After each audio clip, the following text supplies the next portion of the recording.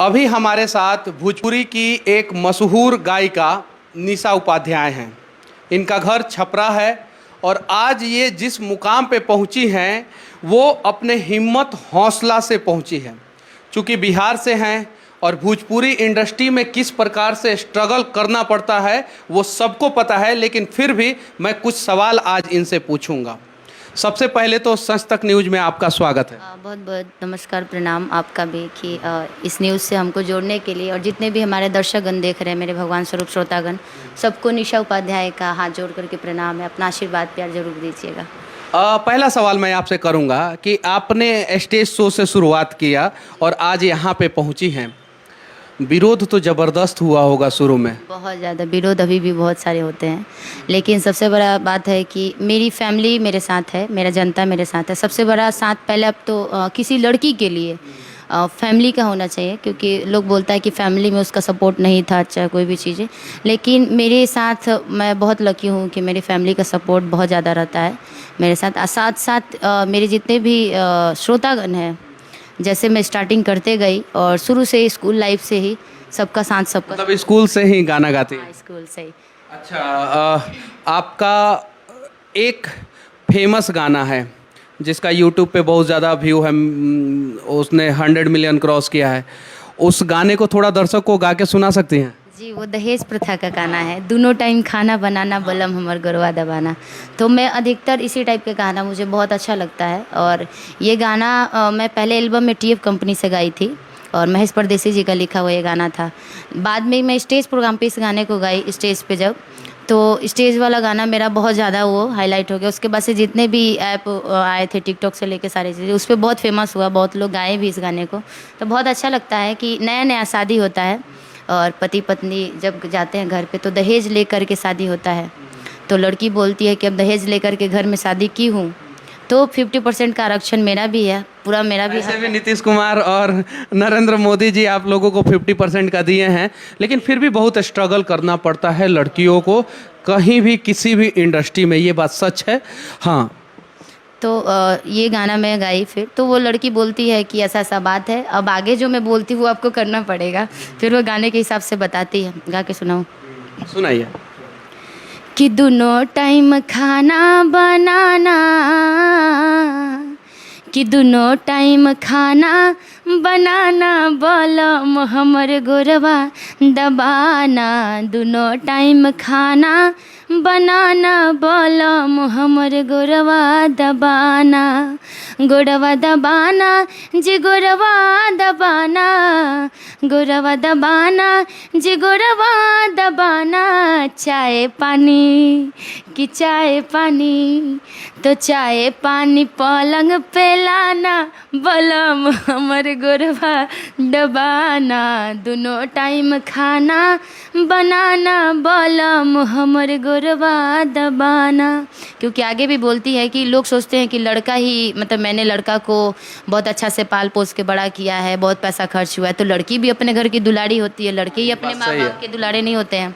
तो माँ बाप के लिए लड़का लड़की दोनों है। तो लड़की कहती है कि नैहर के हाई बेटी दुलारी, प्यार से पोसले बाप महतारी। नैहर के हाई बेटी दुलारी, प्यार से पोसले बाप महतारी। कि मैडम जी, मैडम जी, कि मैडम जी कह के बुलाना बलम हमर गोरवा दबाना। दोनों टाइम खाना बनाना बलम हमर गोरवा दबाना। ये तो बात सही है कि दोनों टाइम जो है पुरुषों को भी खाना बनाना चाहिए, और शायद इसी की वजह से जो है मैंने अपना छोटा भाई का शादी कर दिया और मैं खुद शादी नहीं किया हूँ। क्या पता है ये सब छोड़ के जो है वो पैर वैर दबाना पड़े, इसीलिए तो सोच लीजिए, क्योंकि आपका ये न्यूज़ भी है ना सच तक न्यूज़, तो इसलिए सच सच बातें बोलना चाहिए, छुपाना नहीं है। जो हकीकत है वो मैं बता रही हूँ आपको। एक मैं सवाल आपसे पूछना चाहता हूँ थोड़ा अलग हटके। कोई ऐसा घटना का जिक्र कीजिए जहाँ पे आपको लगा होगा कि हाँ यहाँ पे हमको आके स्टेज शो नहीं करना चाहिए था। कुछ कुछ जगह पे ऐसा था, जैसे अभी भी कहीं पर है, तो मतलब पहले बहुत ज़्यादा बुरा लगता था क्योंकि कहीं जाइए तो अजीब टाइप से, चाहे ज़्यादा गाँव में कभी होता था कार्यक्रम तो वहाँ पे अजीब सा माहौल बन जाता है, कभी कुछ गंदी कमेंटें भी आती थी। तो हमारे साथ हमेशा मेरे पापा, मेरे भैया, चाचा और मेरे साथ मेरे बॉडीगार्ड लोग हमेशा जाते हैं। तो मतलब बड़े वाले भैया को मेरे पसंद नहीं था संगीत थोड़ा सा, और किसी भी भाई को अच्छा नहीं लगेगा जब जाते थे कुछ अल्टर कमेंटें आती, अश्लील कमेंटें आती थी। तो मतलब बड़े वाले भैया बोलते थे आज के बाद से इसको कार्यक्रम में नहीं भेजेंगे, गाना वाना नहीं गाएगी, अब ऐसे वैसे भी। फिर पापा बोले कि देखो अच्छा भी काम करोगे तो भी लोग बोलता ही है, तो ये अपना ये मेहनत कर रही है तो बोलने दो, जिसको बोलना है उसके पास भी इतना काबिलियत है तो करे, जिसका जैसा सोच है वो तो करेगा ही।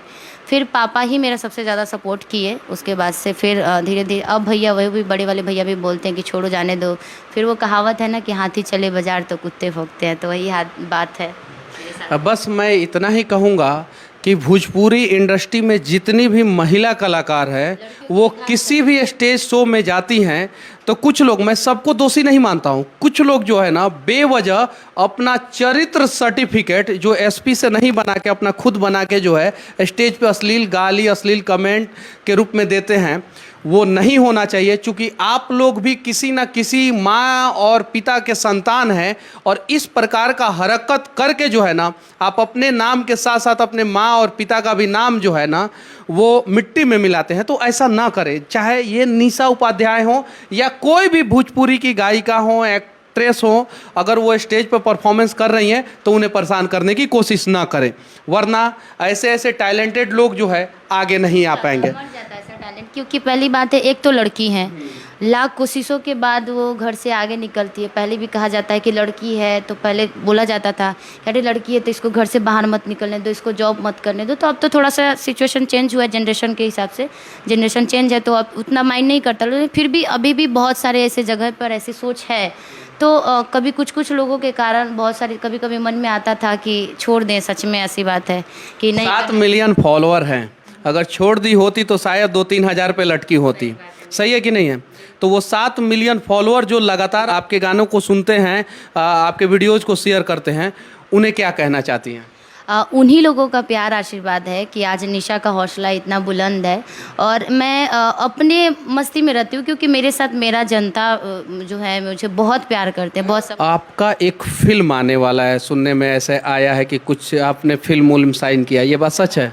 अभी गई थी मैं जस्ट मुंबई, तो फिल्म का मुहूर्त था, तो 2-3 फिल्म में साइन मैंने किया है। तो अभी कुछ फिल्मों का नाम नहीं बताया गया है, और एक फिल्म का छोटू छलिया जी का मुहूर्त था, बिन की धून ऐसे करके वो उसका था, तो उसमें भी मुहूर्त करके मैं आई हूँ। उसमें भी कुछ सीन है, बहुत जल्द आप लोगों को बताऊँगी। मेन है कि मुझे एक्टिंग उतनी पसंद नहीं है, लेकिन मेरे फैंस मुझे चाहते हैं कि मुझे पर्दा पे देखें। तो जितना संगीत से मेरा प्यार करते हैं मेरे श्रोता, कि मैं सिंगिंग करती हूँ तो जितना लाइक करते हैं, इतना सब लोग बोलता है कि निशा जी आप बहुत लकी हैं कि आपके इतने सारे फैंस फॉलोइंग भोजपुरी में। तो बहुत मानता है लोग कि निशा जी के बहुत ज़्यादा फैंस फॉलोइंग है, तो ये रियली है। और ये अच्छा, कैसे आपने इतना सारा फैन फॉलोइंग बनाया है? कुछ हम लोगों को भी बताइए ताकि हम अपने न्यूज़ चैनल के माध्यम से भी लोगों को ज़्यादा से ज़्यादा जोड़ सके और फैन फॉलोइंग बना सके। मेरे से भी बहुत लोगों ने ये सवाल पूछा कि निशा जी आप करती क्या हैं, कितना जल्दी आपका इतना फॉलोअर्स हुआ कैसे, मतलब क्या करती हैं पेज पे, क्या बताइए, कुछ बताइए हम लोग को भी। हम बोले हम कुछ भी नहीं करते, बस हम अपना फ़ोटो डालते हैं, लाइव वाइव आते हैं। और सबसे बड़ी बात है कि और यूट्यूब पे भी जितने हमारे गाने चढ़ते हैं, और मतलब कोई सा भी इंटरव्यू हो या गाने हो, फैंस मुझे देखकर के इतना खुश होते हैं, और जो कमेंटें अच्छे करते हैं ना, वो मुझे मेरा हौसला बढ़ाता है, और वो देख करके मुझे बहुत ज़्यादा खुशी होती है। एक सवाल मैं पूछना चाहूँगा, शादी हुई है आपकी? नहीं। कोई ऐसा है अभी लाइफ में आपके? भगवान कितना बड़ा सवाल पूछ लिया। ऐसा कुछ भी नहीं है मेरे लाइफ में अभी। पहला गाना आपका कौन सा था, और उस गाने को गाने के बाद आपको क्या महसूस हुआ?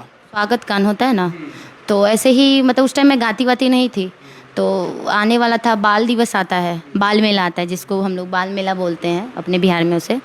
तो महादेव स्कूल में मैं थी उस टाइम, हमको लगता है कि 3री-4थी क्लास में होंगे शायद। तो उस टाइम तो सर लोग बोले कि मतलब सब लोग अपना जा रहा था गाना गाने के लिए, भाग ले रहा था, तो मैं भी सोची कि एक स्वागत गान से ही मैं भी भाग लेती हूँ। तो मेरी जब बारी आई तो मैं गई गाने के लिए कि मैं स्वागत गान गाऊंगी। तो कुछ लोग मतलब सर लोग बोले कि स्वागत गान गाएगी, बाल मेला है उस पर कुछ शिक्षा उक्षा का गाना गाती कुछ। फिर मैं वो लोग बोले कि अच्छा ठीक है गाओ। जब गाई ना तो सब लोग को बहुत पसंद आया, बोले कि अरे इतना अच्छा गाती हो। और शुरू से मतलब मेरा ना, जैसे अभी भी लोग बोलते हैं कि निशा जी बहुत बोल्ड आवाज़ है आपका, बहुत ऊँचे गाती हैं, बहुत अच्छा गाती हैं। तो शुरू से ही मेरा ऐसे ही था। तो मैं जब गाई तो मतलब यहाँ अपने स्कूल में गाती थी, मेरे घर के बगल में पास में ही स्कूल था, तो मतलब कुछ दूर तक सुनाई देता था, लोग बोलते थे निशा गा रही है। तो जब गाई स्वागत गान तो सर लोग को बहुत पसंद आया और मतलब ऐसे ही जस्ट गाई थी। और उसी टाइम हमको 200-300 का इनाम हमको सर लोग दिए थे। और छोटे टाइम में 5 रुपये 2 रुपये जब ज़्यादा कीमत था उसका, और उस टाइम हमको 200-300 रुपये मिला तो बहुत हमको खुशी हुआ। हम बोले वाह इतना। फिर मैं बोली अब और गाना गाऊंगी धीरे धीरे। फिर जैसे जब बाल मेला का समय आ गया, उसके मतलब 5-6 दिन बाद बाल मेला का समय आने वाला था, फिर उस टाइम मैंने गाना में भाग लिया। तो 2-3 गाना मैंने सेलेक्ट किया कि मैं गाऊंगी, और 3 गाना की, तीनों गाना में फर्स्ट सेकंड थर्ड में ही आई। फिर यहाँ से मैं गई छपरा में कोई स्कूल था, यहाँ से फर्स्ट आकर के तो वहाँ पे भी गई, तो वहाँ पे भी मैं फर्स्ट आई थी, दहेज प्रथा पे गाना गाई थी। उसके बाद से फिर धीरे धीरे स्टार्टिंग मेरा हो गया।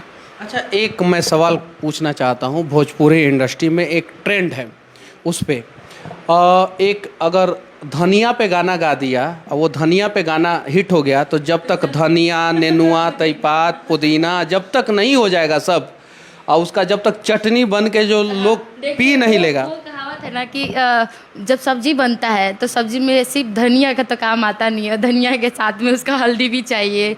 मुझे सब्जी तो नहीं आता बनाने, मुझे रोटी आता बनाने, लेकिन सुनती हूँ मसाले में सारी मसाले की ज़रूरत होती है, मिक्स करना होता है। इसीलिए हमारे भोजपुरी में भी क्या है कि यदि धनिया पे आ गया तो उसके बाद तो भाई पचाने के लिए पुदीना तो चाहिए ही पहले उसके बाद। एक सवाल मैं आपसे पूछना चाहता हूँ। AR रहमान फेमस म्यूजिशियन हैं, पूरे इंडिया के ऑस्कर जीते हैं, और लता मंगेशकर फेमस गायिका हैं। इस लेवल का म्यूजिक भोजपुरी इंडस्ट्री में क्यों नहीं बनता है जिस लेवल का AR रहमान बनाते हैं? अब ये तो म्यूजिक डायरेक्टर लोगों से ही पूछना पड़ेगा कि वो लोग क्यों नहीं बनाते हैं। ये म्यूजिक डायरेक्टर लोग जो है लगातार एक पैड का आवाज़ देते हैं, डीजे म्यूजिक, ये वो फलाना ढिकाना। उन लोगों को क्या संदेश देना चाहती है ताकि हमारा भोजपुरी इंडस्ट्री भी पंजाबी गाने को, हरियाणवी गाने को और हिंदी गाने को टक्कर दे? बस यही बोलूँगी कि जो भी देख रहे बुरा मत मानिएगा। बस आपसे मैं तो उतना जानती नहीं हूँ, लेकिन गर्व की बात, हमें भी बहुत अच्छा लगेगा कि भोजपुरी गाना का लेवल अच्छा होगा। इसलिए मैं निगेटिव वे में ये सवाल नहीं पूछा हूँ, पॉजिटिव वे में लेना है। हाँ। वरना कल से सारे म्यूजिक डायरेक्टर लोग ना कल से कॉल करें, निशा जी आपने ऐसे बोला फिर आपको भी बोलेगा लोग। तो बस इतना ही चाहेंगे कि कुछ अलग हो तो अच्छी बात है। और मनीष जी ने अच्छा क्वेश्चन किया है।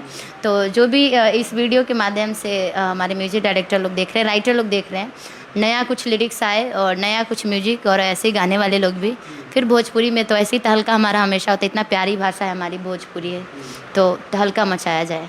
हमारा कहीं मकसद नहीं है कि किसी को हर्ट करे। हम चाहते हैं कि भोजपुरी उन ऊंचाइयों तक जाए जैसे साउथ के इंडस्ट्री का लोग नाम लेते हैं, पंजाब इंडस्ट्री का लोग नाम लेते हैं, बांग्ला भाषा जो है उसका फिल्म जो है ऑस्कर में नॉमिनेट होता है। इसका हम लोग प्रयास कर रहे हैं, और ये तब सफल हो पाएंगे जब म्यूजिक डायरेक्टर, फिल्म डायरेक्टर, गायक और एक्टर एक्ट्रेस सबका सपोर्ट होगा। हाँ, 8वीं अनुसूची में हमारा भोजपुरी भाषा नहीं है, इस पे क्या कहना चाहती हैं? सब लोग तो अपील किया ही है और मैं भी चाहूँगी, क्योंकि भी जितना जल्दी हो, क्योंकि भोजपुरी भाषा बोलते सब लोग हैं।